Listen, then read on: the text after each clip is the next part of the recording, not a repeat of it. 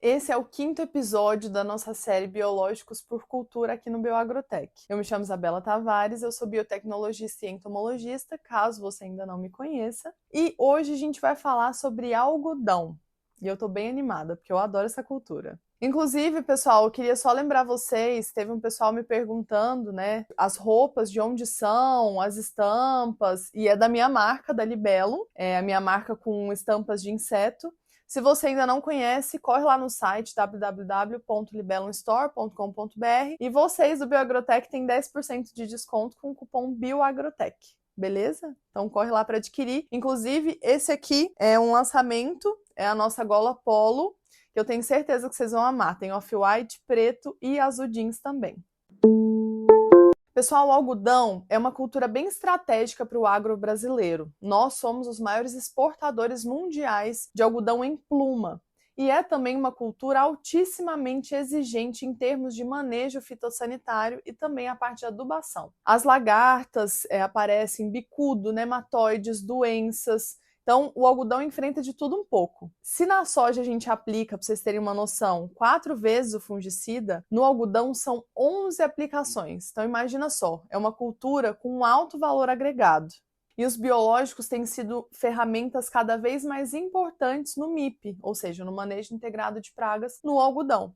Então, bora entender como é que utiliza? O Brasil produz mais de 3 milhões de toneladas de algodão em pluma por ano, principalmente no Mato Grosso, Bahia e Goiás. Quando eu morei no Mato Grosso, eu tive bastante contato com algodão nas regiões ali de Campo Novo do Parecis e na outra ponta do estado, em Campo Verde e Rondonópolis. Eu vou até tentar postar essa semana para vocês lá no nosso canal do WhatsApp e no Instagram, acho que no TikTok também, as fotos da algodoeira que eu visitei em Campo Novo. O processo, gente, é fora de lógica, é assim, sensacional. Desde o beneficiamento até a seleção da fibra para cada mercado. Não é à toa que essa é uma das minhas culturas favoritas. Se você ainda não segue a gente nas redes sociais, @bioagrotech.podcast. E eu só queria agradecer a vocês pela interação. A gente criou um grupo VIP no WhatsApp e a gente já tá com mais de 70 pessoas e tem gente assim do Brasil inteiro, de vários estados do Brasil. E a gente tá lá se ajudando, trocando informações sobre o agro e eu acho assim que tá faltando muito isso na nossa área, né, gente? O que vocês acham? Eu quis criar essa comunidade para se ajudar, para interagir sobre os assuntos de biológico mais importantes aí do dia a dia. Se você quiser entrar no grupo, eu vou deixar aqui na descrição do episódio, tá? Ou comenta aqui também, seja no Spotify ou no YouTube, que eu envio o link para você. Bora participar dessa comunidade. Enfim, falando um pouco da parte técnica do algodão, é uma cultura de ciclo relativamente médio ali, 150 a 180 dias, mas com uma pressão fitossanitária altíssima. A gente tem bicudo, o Antonomus grandis, que é a praga-chave que ataca os botões florais e as maçãs, o complexo de lagartas, a lagarta alabama, que é o curuquerê, Podoptera frugiperda, Helicover parmígera, Chrysodeixis includens, e também as doenças foliares, que a ramulária, assim, é um dos maiores problemas disparado.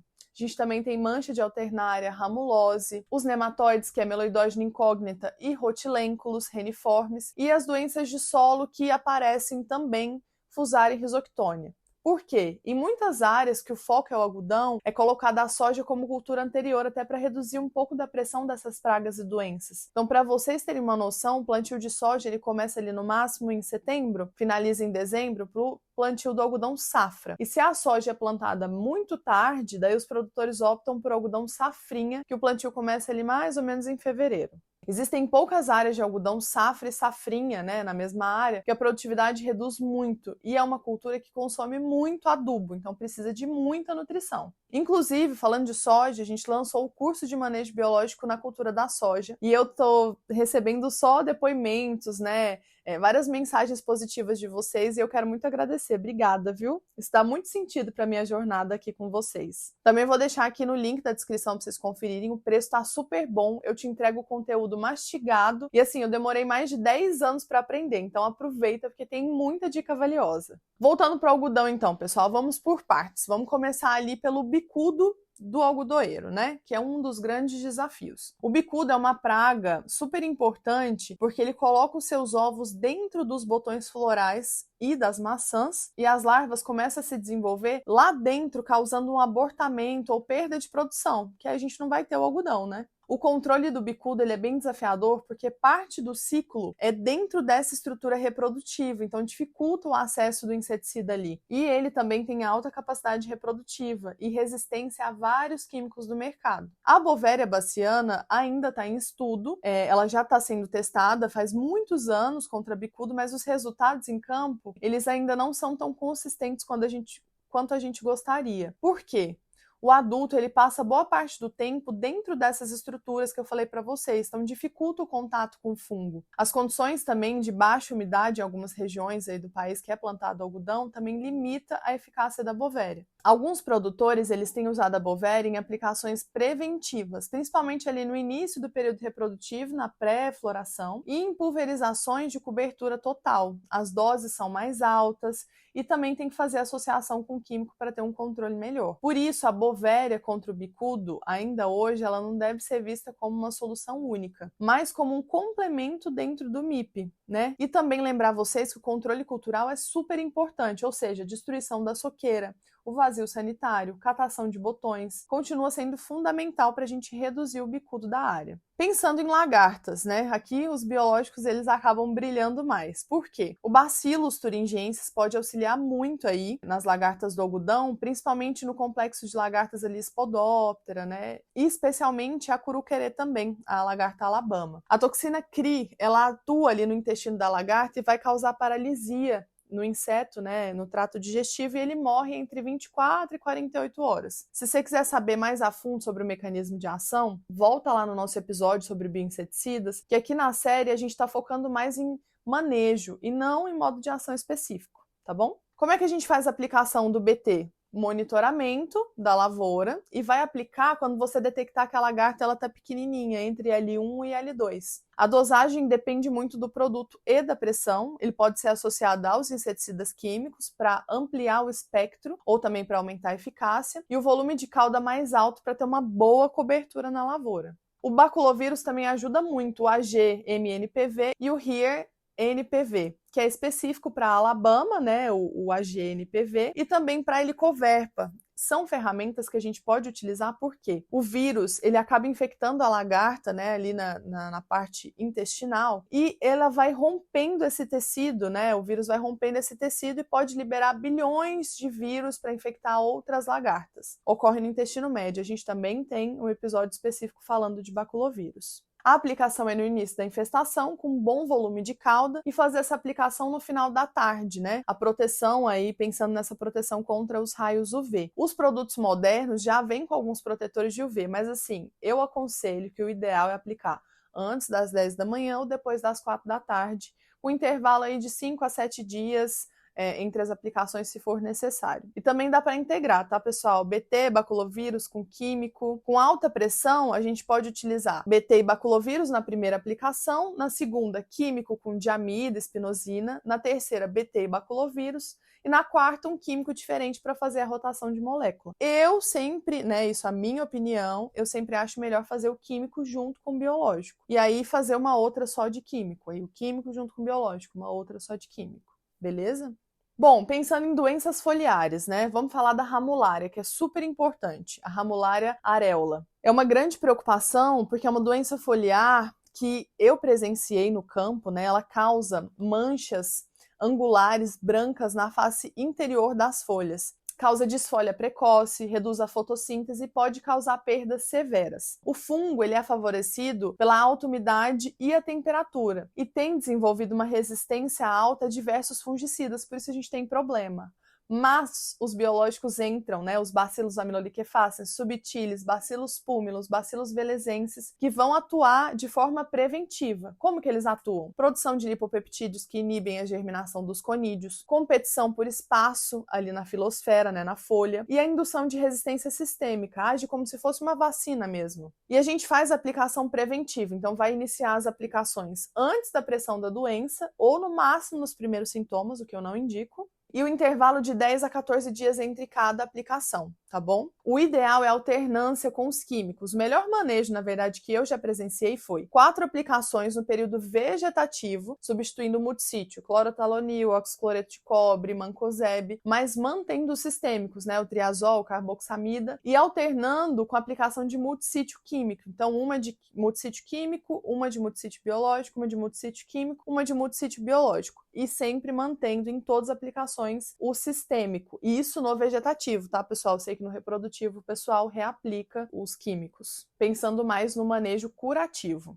Tem uns estudos que mostram que Bacillus ele pode reduzir a severidade ramular em até 30 a 40% quando usado preventivamente e alternado com os químicos também. A gente tem alguns problemas com outras doenças foliares, é menor, mas aparece. Os bacilos eles atuam contra mancha de alternária, ramulose, por exemplo. A estratégia é bem similar, aplicação preventiva e alternada com os químicos. E se a gente pensar em solo, o tricoderma pode ajudar muito, né? O nosso coringa aí. Eu falo do tricoderma em todos os manejos. Por quê? Ele vai ajudar a proteger as plântulas contra tombamento, dumping off, que são causados por Rhizoctonia, Fusarium, Pythium, principalmente nas áreas em que é alternado com a soja. Então aparece muito porque também são doenças que aparecem na soja. A aplicação do tricoderma é via tratamento de semente ou suco de plantio e não se esqueçam, né? O ideal é fazer pelo menos 2 aplicações, ali no início e 30, 45 dias no máximo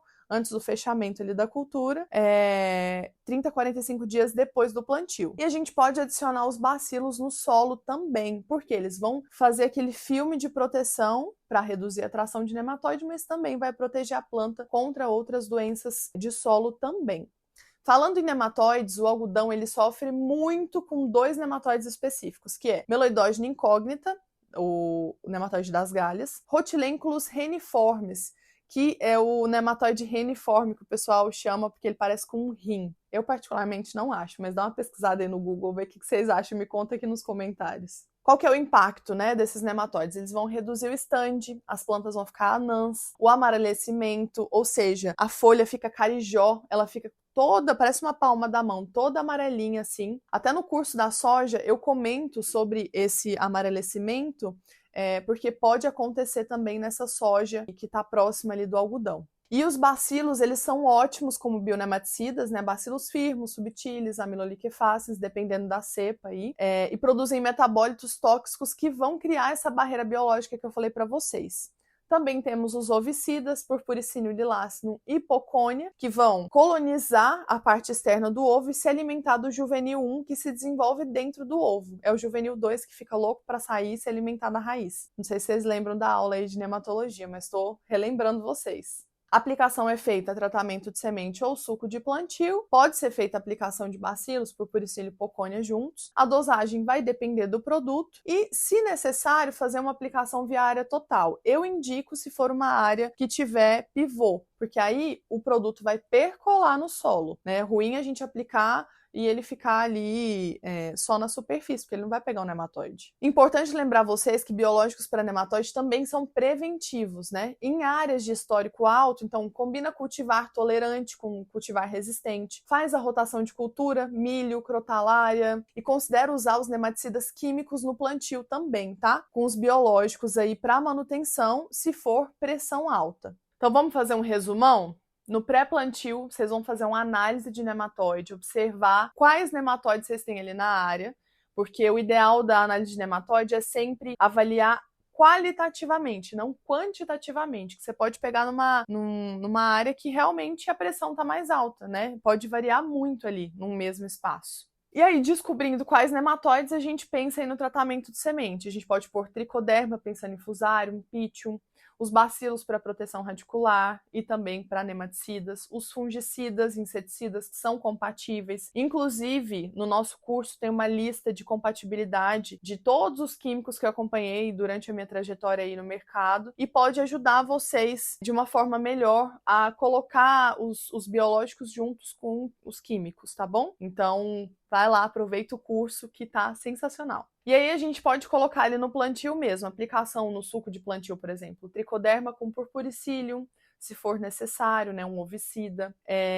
Na fase vegetativa, entre V4 e V8, monitoramento das lagartas, início do BT e baculovírus se tiver infestação, uma segunda aplicação de tricoderma se for necessário, o início de bacilos foliar preventivo pensando em ramulária, quanto antes melhor. Na fase reprodutiva, B1, F4, o monitoramento intensivo de bicudo, aplicações de bovéria, né, é experimental, mas se você conseguir, aplique na sua área com o químico. Controle de lagartas nessa fase também com BT e baculovírus, alternando os químicos. E também uma manutenção de bacilos foliar, alternado aí com fungicida, como a gente comentou. E no final do ciclo, a gente preconiza por aplicações de fungicidas mesmo, de químicos, né? E se tiver de lagarto, também pode fazer aplicação de BT ou baculovírus. Na pós-colheita, destruição da soqueira e controle cultural. Isso é fundamental, tá, pessoal? Tem algumas áreas que o pessoal deixa até de plantar soja e coloca uma crotalária para nematóide, né, para tirar um pouco da soja, que pode ser esse transmissor de doença para o algodão. E é isso, pessoal. Eu espero que vocês tenham visto que os biológicos também entram super bem no MIP, aí, no manejo integrado do algodão, desde o controle de lagartas com BT e baculovírus até o manejo preventivo de ramulária, com os bacilos, os biológicos, e eles estão cada vez mais presentes. Eu fico muito feliz por isso. Bom, o próximo episódio da série vai ser o último e a gente vai falar sobre milho, que é uma das culturas mais plantadas do Brasil. Então já compartilha com aquele amigo seu que planta algodão ou que quer saber mais sobre a cultura e vai lá no nosso Instagram para curtir nossos vídeos. A gente posta cortes do podcast lá também para vocês ficarem antenados. No canal do WhatsApp que a gente criou, a gente também posta. Então, eu espero vocês. Muito obrigada e até a próxima.